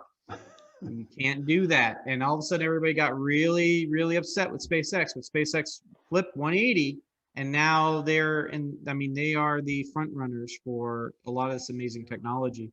So, you can make mistakes. So hopefully ESA learns from that too. You get on my ESA t-shirt. Here you go. Here you go. If you're somebody from ESA watching, or if you know somebody, please send Derek a t-shirt. He still don't have it until this day, so make sure to hook him up. So that's really awesome. So do you think personally, again, I had one of the podcast guests before where he has a great book. It's called Space is Open for Business. So do you believe, again, you're living in a country which is very capitalistic as well. They're driven by the entrepreneurship, capitalism, and creating that wealth. And there's of course tremendous opportunities that comes with that. So do you believe that we should treat space the same way as the business? Because there's a lot of different examples. Again, the debris amount of the satellite that we have in orbit, that's a big problem. Or just again with the constellations that going up, and of course it's a plus for the people who are living in third world countries who don't have the internet connection. That's always great, because I think there's a lot of great opportunity and super smart people in those countries who can come up, they can rise through that internet connection, because you can build a business these days through internet and just having a cell phone. So that's great. But do you think we should treat the space this way, or it should be more, as I said, from this kind of just sheer exploration and enthusiasm? Well, interestingly, I attended a science fiction writers convention a couple of years ago, and one of the things I was actually part of on the panel was space policy. And I had some very smart, amazing people a part of that policy or that panel that actually spent years and years writing about policy making and stuff like that. And they basically said, yeah, space is pretty much, it's kind of the Wild West. It's kind of everybody's game, And I do feel that just like anything, when you let a company do something, they can be smart about it and do, hey, we can make sure that we don't litter and we don't, cause this. So SpaceX has been very good with listening to people's concerns, which I give them that, but not every company will do that. So I think there needs to be some level of regulations by either a international space or alliance or something like that, where we can say, okay, these are things that we think space should not be used for, or if you do these things, make sure you adhere to these policies. I think there needs to be some level of regulation, because like you said with capitalism, you want to make the most money with the less amount of resources, and you don't care about ruining things. And debris is a big issue, especially if you launch a satellite in a trajectory that you didn't think there was another satellite there, because you didn't need to let them know that your satellite was there. Well, you know so I think in again, to these very smart people I was part of this panel with, they I have to agree with them that we need to put together a international space consortium slash organization that is designed with no political agenda, or to just say these are things that we need to do. If we go up in space, we need to do these things, because down the road, if companies start building on the moon, well, then whose property is the moon? Is it the United States? Is it Russia? Is it China? And I think right now we're working on treaties and stuff that space is kind of for everybody, like you said. But I also think that we need to keep an eye on it, but not done by the United States, done by China. It needs to be done every country to this date and forward. Whoever has a space interest, whoever has space technology, because eventually, as you said, more countries are going to get more involved in space. Yep. Those countries, just kind of like the UN, need to come together and form a group. And I think I don't think there's nothing wrong with that. I think that we need to, just like the oceans here on Earth, we all need to work together to clean our oceans. We need to clean our rivers, lakes. We need to fight climate change and all that. So I think just like space, we need to do it smart. If we haven't messed up space yet, or Mars, we need to learn from our mistakes. Okay, well, we don't want to repeat what we did here on Earth. So I think we have to be more forward thinking when it comes to that. And you have to have some guidance. I know for a fact that I'm not where I'm at today without advising and people helping me through my life and stuff. So just like anything, there are people that are think tanks that want to think about these ramifications. And I think we need to be, I really do think we need to, as in the 21st century, need to consider that as a possibility. For sure, because politics here on the planet is a big deal. So we should take at least a portion of that into space as well, especially when it comes to mining a moon. Because I'm sure there's this treaty that they signed like 1967, and I'm sure it's been outdated, because since 1967 there's been a lot happening in the space industry, and the rules that applied then don't apply now. And of course, all these companies who have probably 30 lawyers that can back them up can go around these treaty rules like this, circles. So we need definitely a new rules that would be globally viewed and taken for seriously. Because I'm sure that some countries didn't sign the treaty, and I'm sure they're planning to go and mine the moon, which doesn't sound like a great idea. Or so again, as I said, just not messing up Mars as well. So taking back to the Mars, like, would you believe that we should take the policies, the regulations, the laws, everything that we have here on the planet? Do you think we should use the same system on the Mars as well, or do you think it should be something else, free society? Like, what's your thought about that? Well, I mean, I think there has to be some level of structure, but Mars is a difficult thing because the resources are so much more limited than Earth, right? I mean, really, there's only certain areas. I mean, Mars is primarily volcanic on the surface, and what kind of raw materials will be there on Mars? Will we have to import everything? So I think at first, I think it's going to be a international commitment. When we start developing colonies and stuff like that, will we start to become more segregated with that, saying, this nation owns this thing, this nation owns that thing? I don't know. I don't think like the International Space Station. I think other worlds are going to be a little weird when it comes to that. I think it's going to be not weird, but I think it's just going to be, I think it's our way to experiment with the idea of international collaboration that, if we go to Mars and we build a colony, maybe we should, work together to build that colony. And, but then again, I watched, one of my favorite series of all times is Babylon 5. I don't know if you've watched that. No. If you haven't, watch it. And then the second to last season has the Mars Independence. And Mars, it feels like Earth is the big bully and is kind of, making rules for them when they don't really know what it's like. And I think that's just going to bound to happen, that Mars is going to, like anything, is going to feel like it needs to be free and needs to be its own entity. And eventually this whole thing of nations, like I'm an American ancestor and you're from Japan or something, it won't really matter to those people on Mars because they have no context of that, So I think Mars could very likely be a true experiment on this idea of unionized humanity, that it doesn't matter what your ethnicity is, race, gender, whatever, you're a Martian. You're not connected to the mainland Earth, if you know what I mean. So it'd be interesting to see how that forms, right? The first groups of people that make it there are obviously going to be Americans, Japanese, Russians, people from Sweden, Swedish, whatever the case may be, Latin, from Brazil, but I think in the next couple of generations after that, they'll start to go, well, I don't have any connection to those nations, and then they'll be developed a Martian identity, and then I think you're going to end up with this idea that Mars should be its own governing body and its own thing, and I think that whole purpose of, well, this is an American-owned area. I don't think the people are going to be like, well, I'm not American. I never been to Earth, So I think you're going to develop that. I think it's just inevitable. You're going to have that Martian identity. So I think in a few generations after the first true colonies are developed, you're not going to really have that issue. I think people are just going to identify as Martians, and they're not going to really think about, just like I'm Italian descent, but I don't think I'm Italian. I just think I'm, from America, just the same thing. Yeah.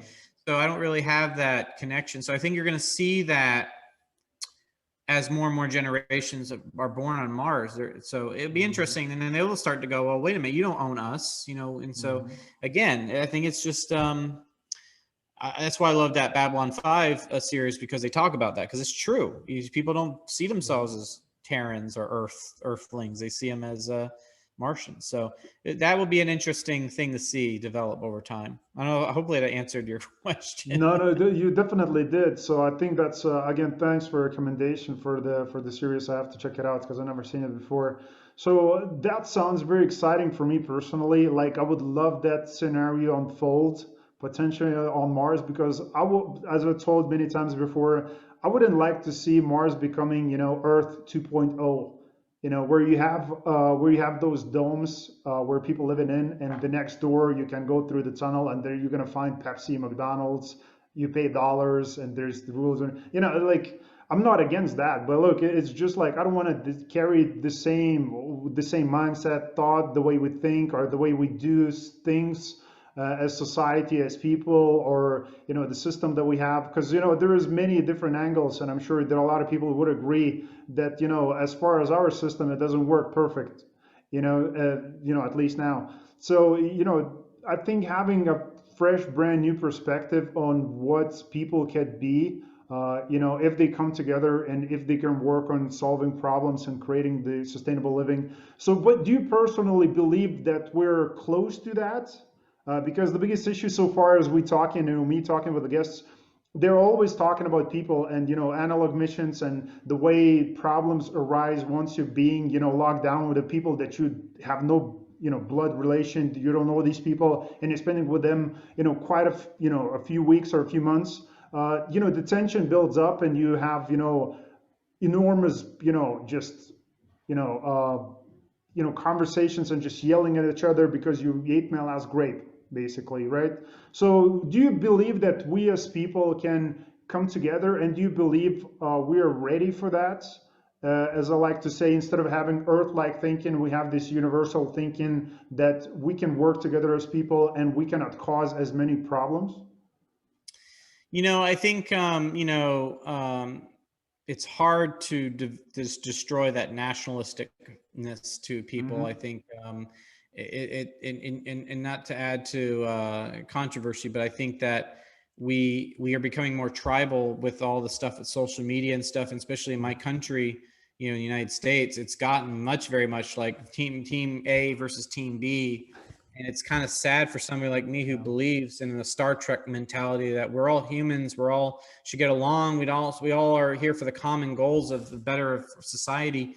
And it's sad to see somebody like me, and it makes me almost depressed in a way, because it's like I never look at somebody based on, you know, what national thing they are. I just see them as humans, and they just happen to grow up there, you know, and you know, they have certain rules and things, cultural things, because of that's been developed over generations and generations. But you know, I think that the people who want to be astronauts, I like to think, are kind of in our same mental minds, where that's why I like to use the word, that's why they always use the word right stuff, because you got to have that psychological aspect of your brain to go, you know, if you're going to be with these people for a long time, you're going to have to accept them for their flaws. Like a marriage, you know, you have to accept them for their flaws and their strengths and weaknesses and all that.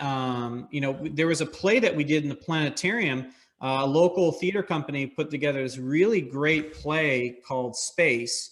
And it talked about this idea that there was a group of people that are heading to an exoplanet, and they go crazy, you know. And it's funny because they were all psych evaluated before they went. And it's really cool. At the beginning of before the play starts, they show these videos of the people getting interviewed, psych out evaluated, and they all seem fine. They all seem great, and they just lose it, you know, at the end of the day. And I think that you can't prepare for everything, right? You kind of have to. You can try to make everything fit perfectly, but you know, entropy is going to get at you. You know, it's gonna show its face, and you can never predict every situation, but you can at least try to mitigate it. There's going to be, I think people are going to realize there's going to be a lot of issues that are going to arise. There's going to be things that we have to solve and deal with. But at the same time, you know, we shouldn't be afraid of that. We should work together and make it happen. Look, we assume that everybody gets along and all that, but then they go to Mars and they just want to kick and scream and get out of there. Well, I mean, we did everything we could, but you can't know for sure unless you try, right? And if those people consent to want to do that, then I think that we should give it a go. I mean, those people, there was that one person who said I would die on Mars if I had to, right? It was that one individual, I can't remember his name, but he was like, I'll go to Mars, and if I can't come back, then so be it. You know, as long as there are people that want to take those risks, and I think we should let them, but at the same time, I like to believe that by going to Mars and working together, we hopefully can kind of realize that we're all in the same boat and we're all want to work together. But I don't know. That's a very tough question to ask or to answer, because, you know, it's such an unknown thing. But I really like to think that I'm a child of Carl Sagan, and I like to think that humanity is in our teenage years. We're getting this technology that is amazing, but just like a teenager, we like to think that we're more mature than we are. And so I like to think we're in that period of our existence where we got this great stuff, but we got the keys to the sports car, but we want to think we're all cool and stuff. But then eventually, if we can get through this, we can become a true mature human species, and then we can truly, you know, become a better society. So I like to hold on to that. Yeah. You know, that's what keeps me sleeping at night after seeing all that stuff that's happened in the last year. Yeah. Is I like to think that we'll get through this. We'll get through this. Exactly. So that's a big question, as I said. If is kind of the big piece here, because with what's happening, because you know the social media is great at distorting the message. And again, if we're gonna take our news personally just from that, we're gonna feel really depressed about the world and what's happening in it. You know, because sometimes we just have to walk out with a mask or without the mask. Look, your personal choice. But you just have to walk out there and see for yourself. And that's what life is. You know, it's not the social media, even though you consume the information. You're watching this episode, that's again for the people. Look, you're watching this on YouTube or podcast. It's great. You know, it's a great way for you to keep awareness. And of course, you have to always pick the right source of information because there's many of those. But as you said, like my personal quote that I love the most is the best math that we can learn is how to calculate the future cost of our current decisions. And I think it's so great because I think our livelihood depends on that, on the decisions that we make. And part of that is being those colonization, occupying Mars situations. As I spoke with a few analog astronauts, they talking about having a technology, which is machine learning or artificial intelligence based technology that actually sees the conflict between the two analog astronauts. And that machine basically suggests the third person to intervene, and it basically gives a suggestion on what that person should say to those two people. So I think once we're gonna work on, and of course there's different people having different opinions on artificial intelligence, if it's gonna be the greatest thing ever or it's gonna be like a Terminator scenario, But I think it could benefit us and propel us into this, Mars life or exoplanet life, where we can actually handle the problems and we can find the solutions. Yeah, absolutely. I mean, nothing. I mean, the thing I love about science fiction is why I've always gravitated to science fiction is it always tries to talk about something that's socially relevant to today. So, like for example, you bring up the Terminator. I don't think the people who created the Terminator thought that the machines were going to be completely like that, but I think that they wanted to say if we use technology for bad, this could be our future. And get us to think. I think AI, just like anything, is going to be an amazing thing. It's going to be a horrible thing. Just like anything we've done. I mean, look at inventing vehicles to drive from here to there. Amazing technology, but there are bad things about it. Flying air, I mean, everything that we've done. But I think the overall thing of using artificial intelligence will help us solve things that we won't think of today. Or that will be able to solve a lot of the things that we can't spend time thinking about. But at the same time, do I feel like artificial intelligence might make us more lazy? Maybe. I mean, I think that, but at the same time, maybe when we give people opportunities to do things that aren't mundane, maybe that might give people more opportunity to go out and explore. It's one thing I did like about the pandemic is that when a lot of people were at home, I saw which has been kind of good and bad. I've seen the explosion of astrophotography, people using telescopes to look at the night sky because now they have this free time to do that. They didn't have to worry about driving 2 hours to go to work next day. I think having that freedom gave a lot of people a chance to get excited about astronomy. It's been sad for me because I haven't been able to open the planetarium for over a year. However, being able to do virtual programs has allowed me to reach a much wider audience. And so I always like to say, I like to be the silver lining, glasses half full kind of person that, I think that majority of the people in this world are good people. And unfortunately, we as a society like to report on the bad people and make it seem like the world is full of nothing but bad people. But that's the stuff that tends to be interesting to people to listen or watch, unfortunately.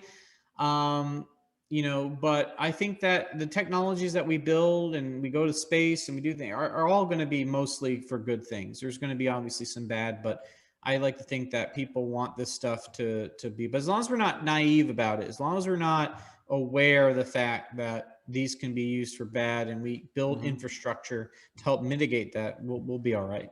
Yeah, for sure. That's a great piece that you gave just now, so I appreciate it. So definitely the technology will benefit us so much. And again, having artificial intelligence will open up opportunities, as I said. So I love that you just said that because I do agree with you so much on that. That, due to having that technology where, people are right now really scared about, oh my God, artificial intelligence is going to take a job from me. Look, great. Look, go back into the past where people actually used to work for themselves all the time. And they used to do this barter system. You gave me, a goat, I will give you 5 chickens, and it used to work just fine. Look, so, I think a lot of people will go to that where, instead of working, and it's not because of the COVID, is definitely part of the technology and innovation, where a lot of people will have to work for themselves.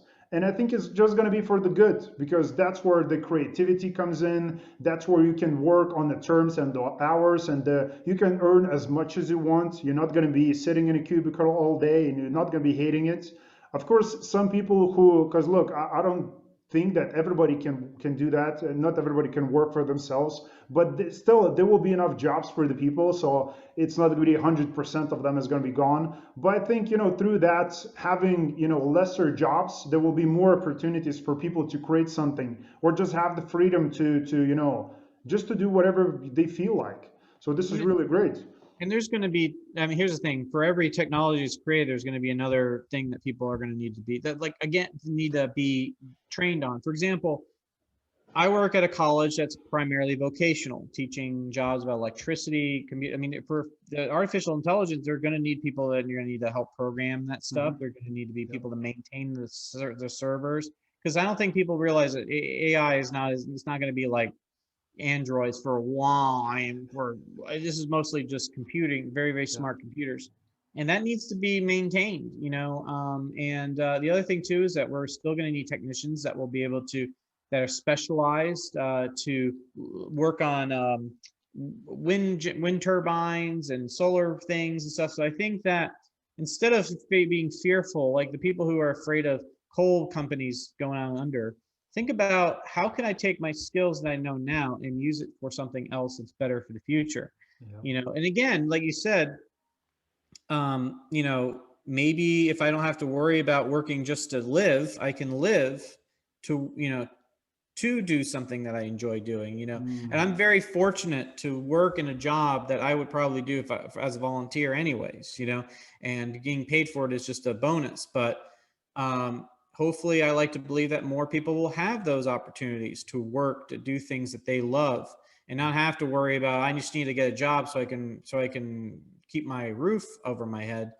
I think that will become very vital. Plus, also another thing is that since the dawn of time, everything we created has been used to make human life better. I mean, it's just another thing that we're going to do, but there's going to be new jobs that are going to be created from this, and we have to adapt. I mean, it's just amazing. I always thought it would be interesting that social engineering said, let's say you had a time machine, you brought a cave person back to the world, they probably would be able to figure out a lot of the stuff that we figure out, because we're not that different.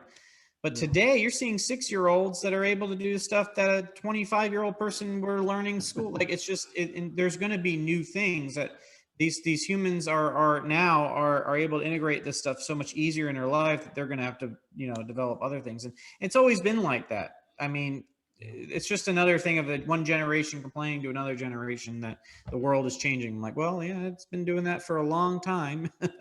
That's a great point. And we tend to love the technology because I have two phones next to me, a computer, we have the cameras, and we always like move towards something new, something we need a brand new iPhone, it's something new came out, so I need that. So we kind of crave for that technology, and I think it kind of became part of us right now. So I don't know about the scenario of having like neural link in your brain, and having the symbiotic relationship with the AI, but it's definitely a big part of us as people, and I think technology is going to benefit us, as you said, as we talked about. It will free up our time so we can do some creative stuff, as the technology cannot do, paint, music, yeah, which is really. And the other thing is that we can talk about this all we want, but the future never ends up being exactly what we want. Yeah. I mean, you watch those old 1950s things. In the future, we're going to have this, and it never turns out like that. So we can talk to our blue in the face about what the future may be, but it never truly ends up being the way that we think it's going to be.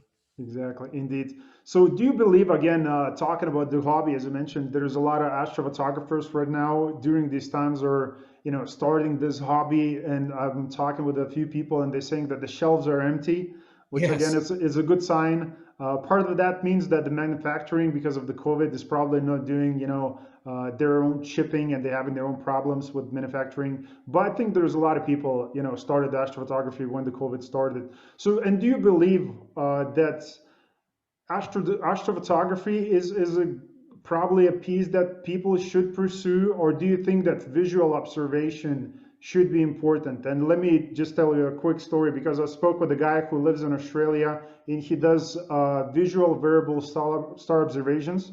And he's right now a second on the planet because he did 350,000 visual star observation. So he's pretty insane. And I mean, the amount of work when it comes to providing value for the science community, and he's being featured in multiple science papers. And now I'm thinking about the astrophotography. Looks great. Looks great on Instagram and Facebook. You get a few likes. That's awesome. But does it actually produce the value for the generations to come as a science? And I think that that's kind of, when we first started talking, why I do astrophotography is, I do it as a way to teach a story. It's a visual to get people to really visualize what's going on in the universe. And it just, for me, it's a personal film. It's a challenge for me. It originally started out because it's such a very technical thing that I wanted to, can I do this? Can I do this? And you get a pretty picture and great. But I think it's really how you use it. If you're using it just to get likes on Instagram, then maybe not so. But if you use it to convey something meaningful, and I don't see a lot of people, unfortunately, and I could be not looking in the right direction, but I don't see a lot of people using it as a way to teach people about space, but more about, let me just show you this really cool picture. But I'm seeing a growing number of people who are, especially with the pandemic, because of the fact that one of the things, because of astrophotography, we've been able to do these virtual star parties and be able to bring photos to people and show them things that they normally couldn't see with their eye. Especially, we now are doing these social distancing star parties where we set up a table outside with my telescope and my camera, and then people will sit 6 feet away and they'll look on this big screen. And we'll be able to image something that you couldn't actually look at visually through a telescope because it's just your eye doesn't have the ability to see it. So in a way, astrophotography has opened up the ability for us to communicate science and get people to see things they wouldn't see otherwise. However, I don't think the people get the same impact when they put their eye to the eyepiece, even if it is just a fuzzy thing, people looking, even just showing them a star. For somebody like me, I was thinking, it's just going to look like a red dot. But I get people all the time when they put their eye to the eyepiece looking at, say, Betelgeuse or Sirius or whatever, they're just, they cannot believe it. And it makes me reminds myself that, why do I have to try so hard to impress people on these really these obscure things when in reality they're just excited about seeing a bright dot in the telescope, just knowing that that's a star super far away.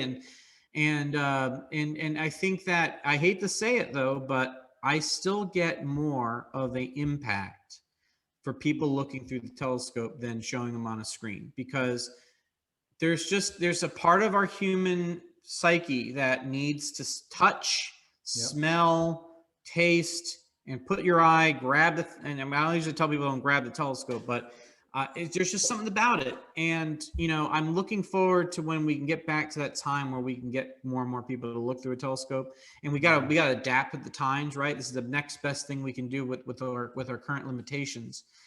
And I would say that, and no matter what, when you have a person look through that telescope, even if it's the moon, it just doesn't, it changes them. And you don't get that same level of enthusiasm when you show it on a screen. Even if you show them a pretty picture, I don't feel like they're getting the same impressiveness as they would if they were actually looked into the eyepiece and see something. So I think we need both. We need both. I think the astrophotography is a great context to get people excited, but I think in the long run, we need people out there with telescopes. We need people coming to a planetarium and seeing these things.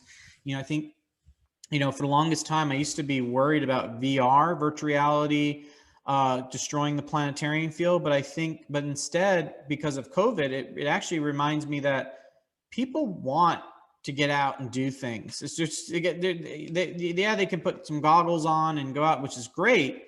But I think that actually it's going to make people even more excited about being, that's why being going out. That's why I'm trying to use the term in planetarium now as social VR, because a lot of the technology we're using in the planetarium is basically VR technology, 360-degree photos and videos, 360-degree animations. We're just doing it in a way where everybody together looks, and not everybody can afford VR. Not everybody, it's like a library idea where not everybody can afford that technology, so we can bring them in and they can pay a little money and then come and have that same experience. So I think that just like the old-fashioned eyepiece, people are going to yearn for that. Even if we have the most amazing technology in the world, people will still be amazed by looking at a little bright dot in the telescope. I really do. And I've seen it firsthand many, many times. Exactly, exactly. That's a great point. So I do believe as well that people should, I mean, do both at the same time, because through social media and all these likes that we're talking about, and I know there's like I've been interviewing some great guests that, they're having, 10, 20, 100,000 likes per post, and their post looks incredible because I know the amount of work that they put into making this the way it looks, and some of that is going to be like it's like an art, because it's not going to be exactly the same as the way you're going to look at through the eyepiece. It's going to be added colors and the way they want it to look at. So that's the part that I don't like much about it. But because I do believe the original piece, like you want to see that and see it the way it is. But I just love the fact that they're, like all these people, you see the comments, oh my God, that is so inspiring. And that's what's good about it, because there's going to be more people who are going to get inspired, get the awareness that this is even possible, that you can buy the telescope and do those images from your home. So that's really incredible. And I used to be, and I will admit it, because I like to tell people the story, is I used to be that person that was very, very much needed validation. So I was always worrying about who was liking my posts and stuff like that. When I realized that a lot of those people were just flicking and liking and not really taking what was out of it. But then there would be those people that would send me messages and saying, this blew me away and got me excited. I'm like, you know what? For every 1,000 people that like something, you get one person who changes their life. That's more important than how many likes you get, how many followers you have. And it took me a while to finally grow out of that. And I can tell you, that's one of my pieces of advice, especially as an astrophotographer. Don't get sucked into and I see a lot of my friends today that say, oh my gosh, I got another 10,000 followers. And I'm like, are they really, truly following you? Yeah. Don't get locked into that. Get locked into the people that really meaningfully take something out of it. Don't worry about how many people are following you. It's great in numbers. And trust me, people like to hear that because they like to, they want to gloat about it. But in the end of the day, what really matters is that there's only going to be a core group of people that are going to really, truly, passionately get involved in what you're doing, and that's the energy that you need to feed off of, not on the 10,000 followers. Because I can also say one more thing too. I love taking photos. I do it for myself, and I do get excited when people think it's inspirational. The other thing I want to mention too is that people will look through their feed real quick, see a pretty picture, but I guarantee you, I get people still to this day that remember that day they took their kid to look through the telescope, even 20 years from now. Something about human nature tells us that our experiences are what we build in our memory, not by flicking and seeing a picture. So remember that if you're an educator or something like that, build an experience. That's what I love about the planetarium so much, is it's an experience. Now, I will say this, I am not the average planetarium per se, in the way that all the stuff I do in my planetarium is live interactive. So when you come to the planetarium, I'm giving the program, I'm building this experience. We bring the telescope out afterwards. You're seeing me, you get a chance to ask me questions. It's not just a theater. You don't sit and you watch a 40-minute movie. You're actually getting, it's almost like a TED Talk, a presentation using visuals. And I tell people all the time, build an experience that people are going to remember. They may not remember that movie as much as they would if you get just a chance to ask them questions. In fact, actually, I guarantee you, based on my experience, that they'll probably remember that time that you were talking with them after the show than actually watching the show. And I've actually seen people say, oh, I remember that time that you got a chance to talk to my 6-year-old about this, and you never bring up anything about the show that they saw. They always remember that time they got a chance to interact with me. That's why every time I do shows, field trips for schools, I always leave about 15, 20 minutes for Q&A, because that's the stuff that the kids always remember. I remember talking to you about that question I had. You know, it's always that. They never bring up about the show that they watched. Some of them do, but a lot of them don't. A lot of them just remember that time they just interacted with me. And I think we have to remember that you know, you don't have to make everything so perfect all the time. Don't focus so much on making sure everything is technically, just focus on the message. And as long as you can build an experience, that's the thing that's going to hook people. Because the people are, if they're going to be really into it, they're going to go out of their way after the show and do their own research, and they're going to get involved. And they're, you know, that's their journey. You know, your purpose as a planetarian or an educator or a person who builds inspiration is just to spark that light, you know, and let that, and then it's their responsibility to keep that light burning going forward. Yeah, that's really great message, because I do believe it at 100,000% that, you know, we people love the experiences. And, you know, I'm sure a lot of you guys and girls who are watching this episode can can name more than a few experiences that have been great in your life versus something that great happened on social media. So I think that's a great message for a lot of science communicators.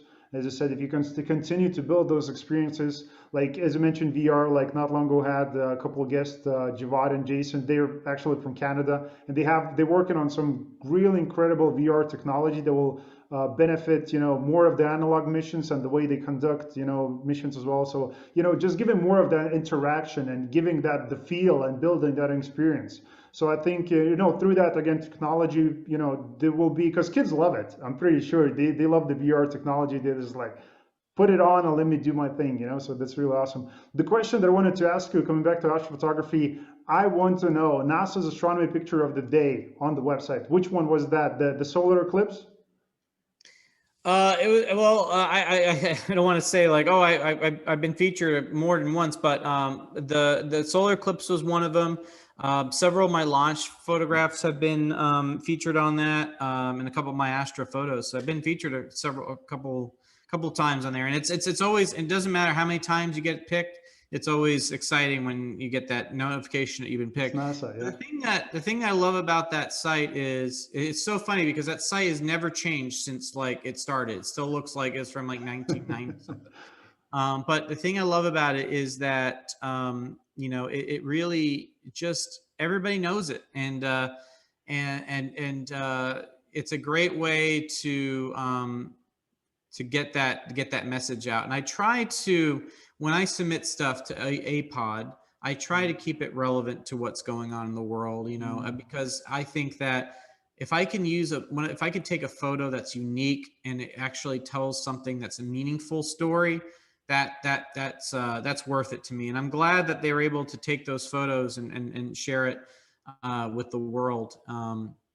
But I could tell you that that solar eclipse shot, I'm not going to lie, I had a little bit of guilt because we just started the semester at the college, and I was going out, and my colleague at the time was running the eclipse event over in Florida, and here I am going out to see totality, and I feel like I'm abandoning ship, if you will. But knowing that my photo was seen and representing and being and having the pride of my college being recognized, it made me think, okay, well, this was meaningful for me personally, because then it's like, okay, well, not only am I just going out for my own selfish reasons, but now I'm able to, that photo was able to be reached to so many other people. And I'm not going to lie, I understand that my college would love to be, you know, part of that as well. And it was great to be able to represent my organization that way, and show that, well, even though I went out to see this, I was able to, you know, do it in a way that still was an outreach, if you will. So it was great. And it's funny because I remember I took that photo, I went to the place that we were staying at immediately and submitted that. Cause I'm like, I'm gonna, you know, and they were, that was selected, which was really cool.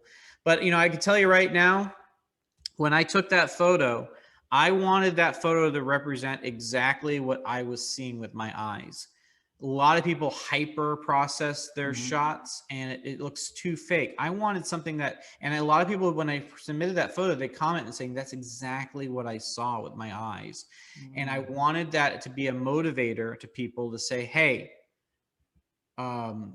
you know, go out there and see an eclipse. I'm telling you, there is nothing else on this world, in this world, that is I mean, even my wife, who's not a very space enthusiast, I mean, she appreciates space, she appreciates what I do, but she's not a space person.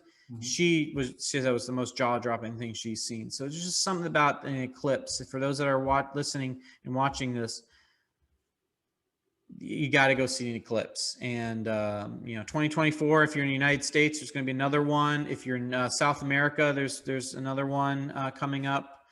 You know, no, actually, I take that back. Was it? I'm having a memory lapse here. I think it was last year, actually. So I We have never mind. Google, so we can double check Yes. right Well, quick. originally we were supposed to go on a student excursion um, uh, last year, but of course with COVID that didn't work. I think it was actually last year when they had the eclipse in Chile. Um, but anyways, yeah. So either way, there's eclipses that happen more often than not, and they all happen all around the world. So wherever one is closest to you, or if you have the physical means or Mhm. financial means to go out and see one of these in another part of the world, go do it. You know, it's really, really amazing.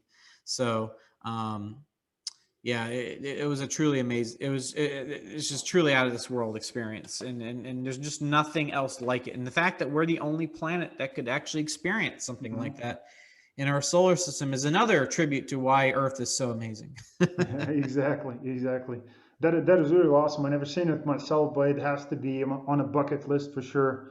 I just need to be in a certain place, you know, to see it, because again, in Europe is not that possible. But again, now the galaxy season is going to be here. So, are you looking forward to doing more astrophotography? Yeah, so Florida's observing season stretches from November through May, and by June the thunderstorms start. We have a monsoon type season where around June to September we just get clouded out, rain, and it gets so humid out. The sky is not very transparent. Normally, what I do is I make a couple of trips out west during the summer where the air is drier and stuff. Um, but yeah, I'm looking. We still got a couple of months left of really good viewing. So my hope is there's actually a nova in Cassiopeia right now that just, and I would love to get that. However, Cassiopeia is getting pretty low in the sky, so it's going to be harder and harder to catch that. But I would say that I'm really looking forward to capturing some of those really nice galaxy clusters. The telescopes they use generally are very aren't the super close up tight image telescopes. So unfortunately, some of these galaxies are really small in my field of view.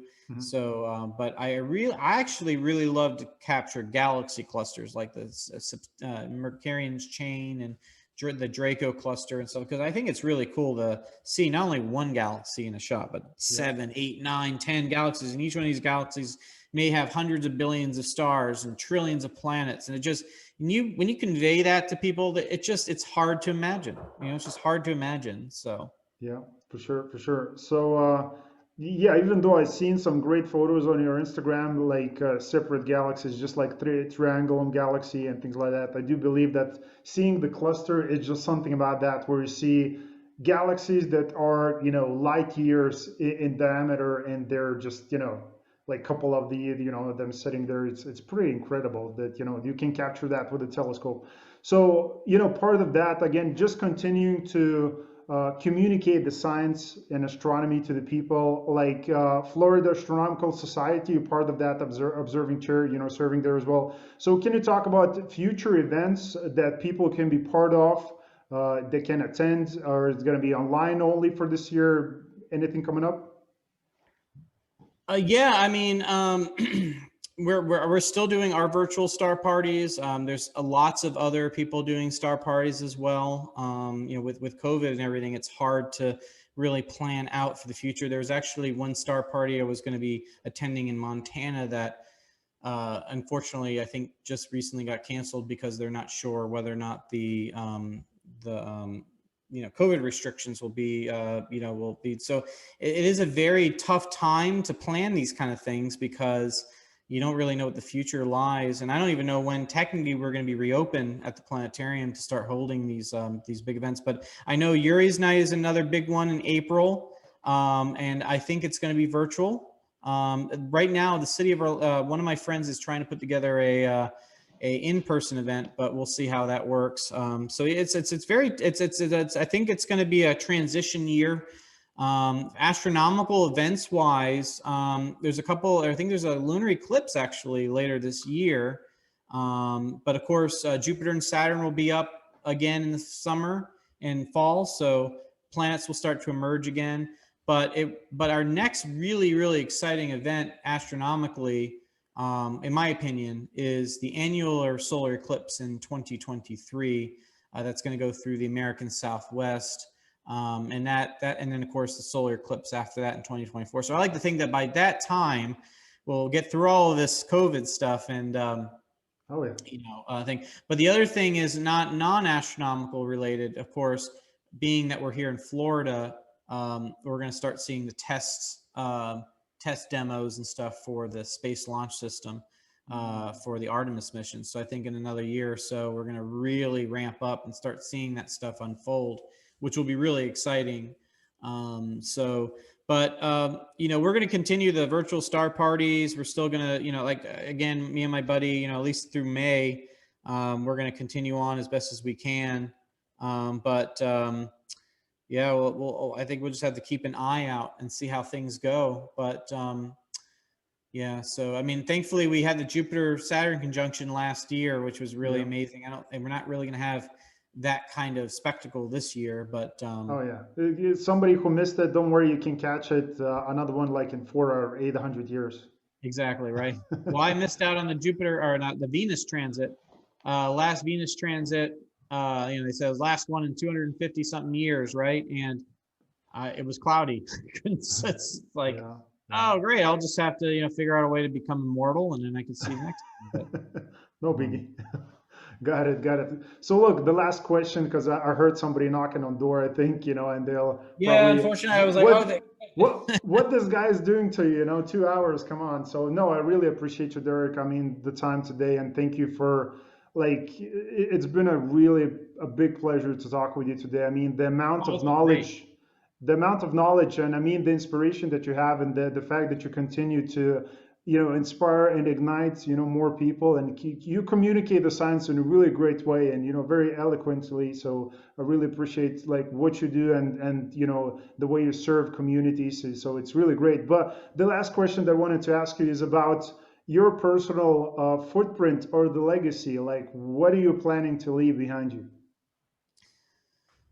I've actually thought about this recently, in that, I'm not I don't have to be somebody who has to be remembered or whatever, but I just want to have a legacy, I guess, to know that I was this very minimum time on this planet, historically speaking, that I have at least inspired people to question and to look beyond just the superficial things in life, start pondering their greater good, the importance of how, we as a species must go on and saving our planet, and looking beyond our world and appreciating the universe. If I can do that to a few people, I'm happy, So I think my legacy is, I'm sure I probably have inspired more than I think, and people will tell me that, but at the same time, I want, with the stuff I can create and do on this planet, that hopefully some people find joy and inspiration from it. And so my legacy is, while I'm here, and you never know, maybe going forward, people will go, wow, that's that guy that did that photo, or I remember him and he came to visit my school, or whatever it is. And so as long as I'm able to do something meaningful to somebody's life, I'm happy about that. So if I can do something that might, even if it's only entertain them for an hour or two, if they've got a little bit out of it, then I've done my job. Yeah. So.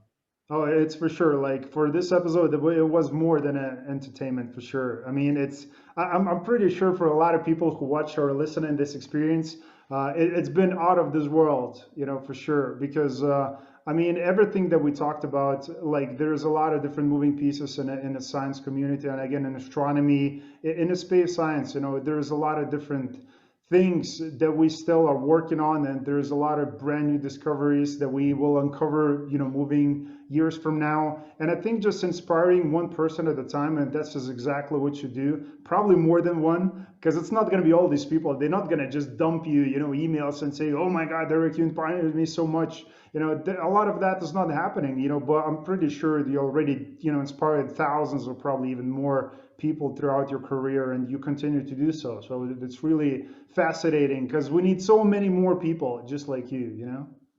Absolutely. Yeah. And I think that's the thing too, is, you know, I just see, and this is going to get kind of personal. I feel sad that I start to see all this misinformation out here all the time. And just, Hmm. I saw like this meme the other day where it showed half the earth in day and night. And people are like, what is it like to live in the middle of the planet? And I'm like, and it saddens me. It's like, where we need more people and these are things that, people should know, and I don't want to belittle those people. I'm not trying to say that, these people are stupid or whatever. I'm just saying that they didn't get that. I want them to have the same quality of education, the same Yeah. passion that I've had and other people have had. And these people are probably just as smart as me or even smarter than me, but they just didn't have that spark. We just need to, Hmm. I need to be out there even more to get those people to have that aha moment. And I hope if I can train other people and get people inspired to continue that, I think we'll be a better world. But I guess that's another part of my legacy, is if I can get other people to have those aha moments, I've done my job.